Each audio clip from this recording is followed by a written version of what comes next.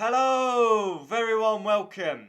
I was thinking, what video can I bring for Wednesday? Actually didn't have one planned with testing finally over. I was looking for some F1 news and I thought back to testing. One thing that triggered me was Haas and their race suits. Now, I am going to make a claim that these are the worst race suits of the 2021 grid, without a shadow of a doubt. And also looking back at the Haas car, it's very basic. Mercedes, Ferrari, McLaren have history. Red, silver arrows. You look at Haas, they used to be gold and black, and now they've gone down the Russian route. Dmitry Mazepin owns the team. He's brought his son in, Nikita Mazepin. And yeah, we've basically got a Russian car. You look at Mazepin's race suit. He's obviously got his main sponsor in the middle of his race suit. Mick Schumacher has also brought a German, I think it's a German telephone company, 1&1.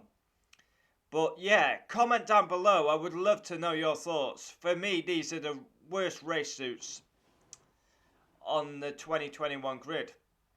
No identity and very bland and basic. Of course, we see a lot of sponsor, but do we really see a lot of sponsor?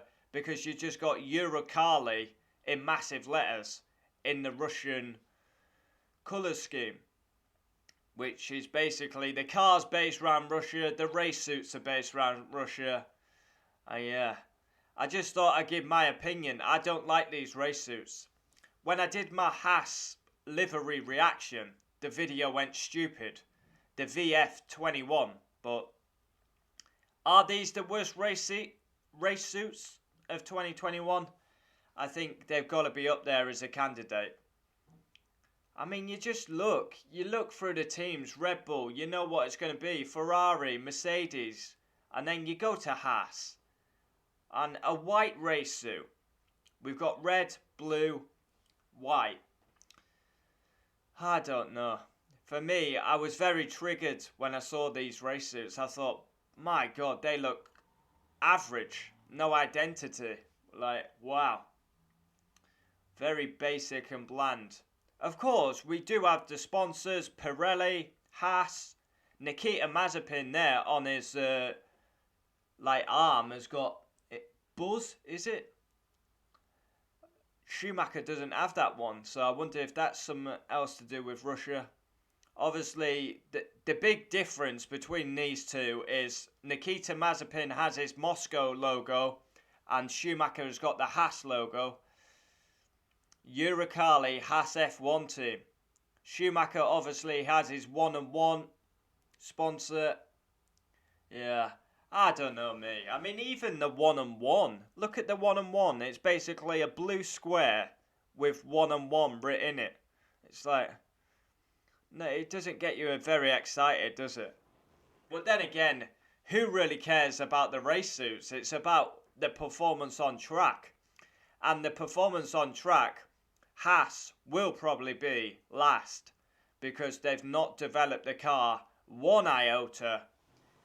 Inexperienced lineup, and yeah, there's a high chance Haas could be last. They had a strong test though, Haas F1. Schumacher did have an issue on the first day, but for rookies, Schumacher, Mazepin did a very solid job. They had no mistakes, no errors, a solid mileage for Haas F1. And yeah, but I thought I'd give me an opinion on the race suits. I don't like them. I ranked Haas as the 8th best livery.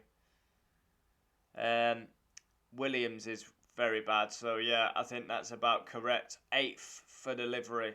The race suits, I probably rank them 10th. I think these race suits are very, very bad.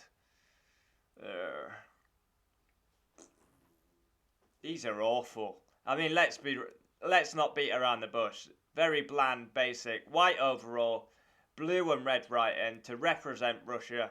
Haas is an American-based team. It might as well be called a Russian-based team now.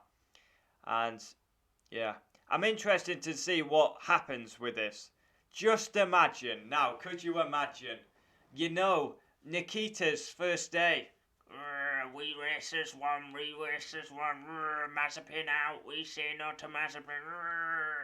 And then Mick, oh, can't wait to see what Mick does. Yeah, hopefully he's good as his dad and all this.